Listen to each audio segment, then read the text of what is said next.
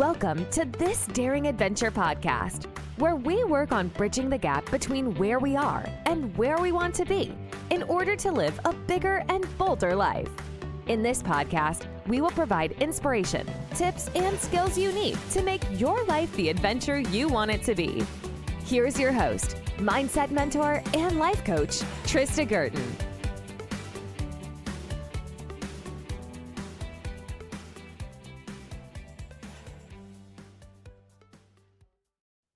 Hey everybody, welcome back to This Daring Adventure. Today I wanted to dive into an important topic, which is why taking action alone won't get you unstuck. I think so many of us get caught in this trap and believe that if we just do more, check more boxes, hustle harder, stay busier, we'll somehow break free from feeling stuck. But here's the truth. Action alone won't solve the real problem. So today I want to help you understand why action, without doing some of the mindset and the emotional management work, will fail to create lasting change. I also want to share what mindset and emotional management are and why they are crucial for true transformation. And then I'll give you some actionable steps that you can take today to get unstuck by combining the action with the right mindset and emotional tools. Let's start by painting a picture of where you are right now. You feel stuck. So you try to take more action. You're applying for jobs, you're reorganizing your schedule, you're starting new projects, or you're throwing yourself into self-help books and YouTube videos. But deep down, nothing feels like it's truly shifting, and you're wearing yourself out. Now, why isn't this working?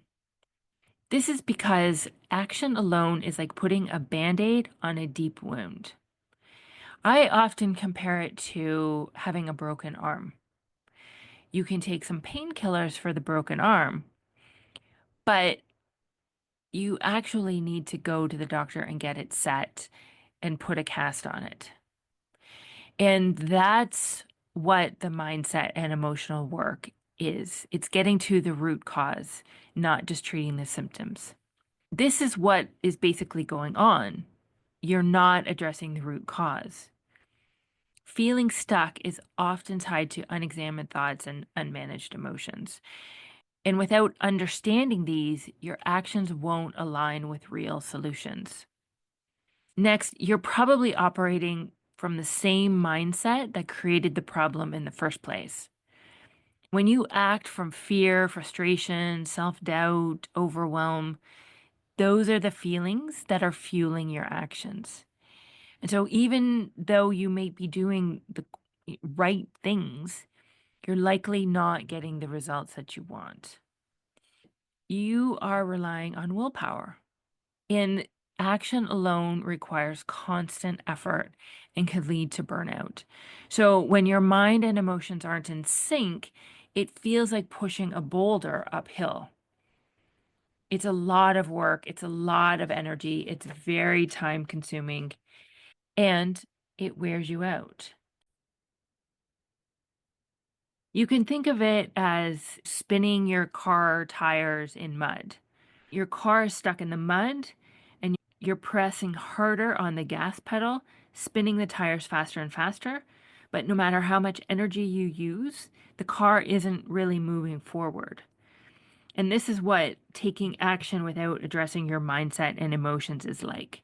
The harder you push, the deeper you sink because the underlying problem hasn't been fixed. My client, Sarah, was desperate to leave her unfulfilling job. And she was sending out resumes, up to 50 resumes a week, hoping that more action would solve the problem. But deep down, her mindset was full of doubt. She didn't believe she was qualified for anything better. And she kept telling herself, no one's going to hire me. So you know what? Every rejection felt like proof that she was right. And this is what our brain does. It looks for proof. Until Sarah and I worked on her beliefs, realizing that she was qualified and deserving and that she would find another job, her actions didn't lead to results. But once she shifted her mindset, she was sending out applications with confidence and eventually landed a role that she loved. The solution is the mindset and emotional management that I talk about. It's learning to manage your mindset and emotions first, and then you take the actions from a place of clarity and confidence. You are thinking the thoughts that create the emotions that you need in order to drive your actions. And then those actions are what create your results. And you can go back to my last podcast, I think it was episode 95, Thoughts Create Feelings. And take a listen to that to understand exactly what's going on in your mind and how it affects your emotions and why this is so important. For mindset management, it's simply the collection of thoughts you believe about yourself, your circumstances, and your possibilities. These thoughts then create your feelings, which drive your actions. So if you're stuck, it's likely because of really unhelpful thoughts that you keep thinking over and over again. Things like, I'll never figure this out. It's too late for me. I don't know what I'm doing. I don't have what it takes. No one's going to hire me. No one's going to love me. Managing your mindset means becoming aware of these thoughts. We always start with awareness. Start by noticing them without judgment. This is not to beat yourself up about them, but it's just to have that awareness and understanding of what's going on in your mind and what it's creating. Then you want to question their validity. Are these thoughts facts, or are they stories you've been telling yourself? And often taking a few minutes to write them out and taking a look and saying, okay, what is an actual fact that could be proven in a court of law? And what is the drama that my brain is adding? And your brain loves to add the drama, but it's not helpful. And you get sucked into the drama, as we all do. Next, you want to choose new empowering thoughts. Replace the old stories with thoughts like, I'm figuring this out one step at a time. Or, this is the beginning, not the end. For emotional management, you want to understand that your emotions are like fuel for your actions. If you're acting from fear, anxiety, frustration, doubt, your results will reflect that. But emotional management means learning to identify what you're feeling, be with your emotions, name it. Is it fear, overwhelm, doubt? Then allow and process your emotions. Instead of resisting or avoiding them, you want to sit with them and let them move through you for a few minutes. Emotions are just vibrations in your body, but this can be the key to your success. Then you want to generate intentional emotions. What would it feel like to take action from a place of calm, determination, or hope? Those are the strongest emotions that are going to fuel the action that will help you to create the results that you want. When you pair mindset and emotional management with intentional action, everything changes. This is the secret sauce. This is the secret to the universe. You act with clarity, focus, and purpose instead of desperation or frustration and just wearing yourself out.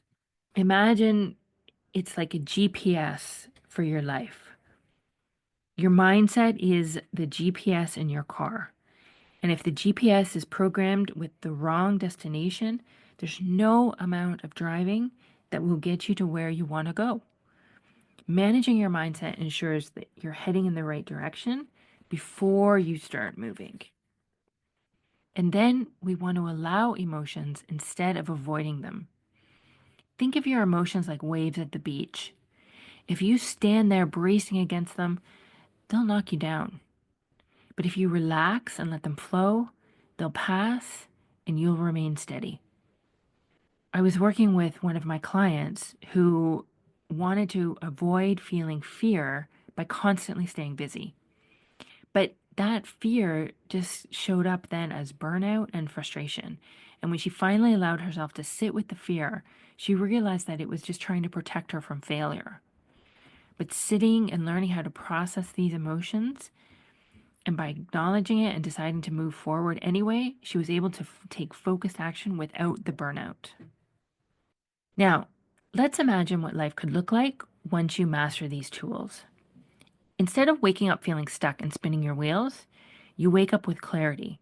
You have a clear understanding of what's driving your feelings, and you've learned how to shift your mindset and emotions so you're no longer reacting to life, but you're intentionally creating it. Imagine you feel confident about the next steps in your life, even though they're small. You take action because you want to, not because you're forcing yourself or feel you should.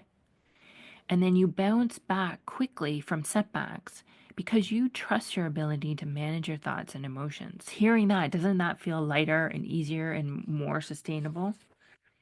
Imagine it like a well-tuned orchestra.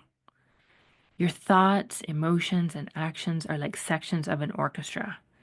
And if the violins, let's say it's your thoughts, are out of tune, or the drummer, which would be your emotions, is off beat, the music won't sound right, no matter how well the conductor, which are your actions, tries to lead. When everything is in alignment, the music flows beautifully. I worked with Maria recently, a client who had a small business, but she was feeling stuck and overwhelmed. And she kept trying to fix it by adding more products to her business, working longer hours, and chasing new clients. But her inner dialogue kept saying, I'll never be successful. When Maria and I started working together to manage her mindset, she identified her thoughts as the real problem, and she replaced it with every small step builds success. This shift helped her to make intentional aligned decisions, like simplifying her offers and focusing on her best clients. Her actions became purposeful and aligned, and that's when her business started to take off. That taking action alone won't get you unstuck because it doesn't address the root causes, which are your thoughts, and then how your thoughts create your emotions. The mindset management we do in coaching helps you uncover and reframe the unhelpful stories that are keeping you stuck. Emotional management teaches you to allow and process your feelings, making space for intentional action. And when you combine these tools, your actions become aligned, purposeful, and effective. Start noticing the thoughts that come up when you feel stuck. Write them down, question their truth, look for the drama. What's a fact? What's the drama? And then identify what you're feeling and allow those emotions instead of avoiding them. You need to sit with a difficult feeling for at least a couple of minutes, just feeling it and observing it. Then choose one small action you can take today. But first, you need to shift your mindset to one of curiosity or determination before taking it. Choose a thought that creates determination for you. Think of getting unstuck as building a house. The action will be the bricks, but the mindset and emotional management are the foundation and the blueprint. Without a strong foundation and clear plans, the house won't stand no matter how many bricks you lay. My client Lisa was stuck in her fitness journey, and she kept trying new workouts, but then she'd quit after a week because she wasn't seeing results. When we looked at her thoughts, she realized she was telling herself, I'll always be out of shape. So after reframing her mindset to every workout strengthens my body and my discipline, Lisa started focusing on the small wins, and she celebrated showing up consistently. And over time, her actions became easier and more rewarding.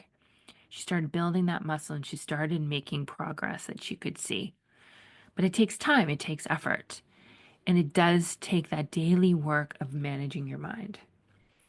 Remember, getting unstuck isn't about doing more. It's about aligning your mind, emotions, and actions. All right, that's what I have for you today. I still have a few sessions open for mini coaching sessions before the end of the year. If you'd like to try a coaching session, this is your opportunity. I'm going to be changing the format slightly once we get into the new year. So the link to my calendar is in the show notes. I'm also going to be offering a complimentary coaching workshop at the end of January, and I will put the link for you to register there for that. Otherwise, have an amazing holiday. Merry Christmas if you celebrate it, and thank you so much for joining me. I'll talk to you soon. Bye-bye.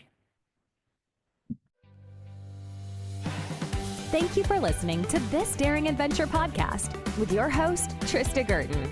We hope you enjoyed the tips and conversations on how to get excited about life again. As always, you can head to tristagurton.com for additional resources and to book a one-on-one coaching session. You can also follow Trista on Instagram at Trista V. Gurton. Don't forget to subscribe, rate, and review us on Apple Podcasts. Thanks again for tuning in, and we'll see you next time.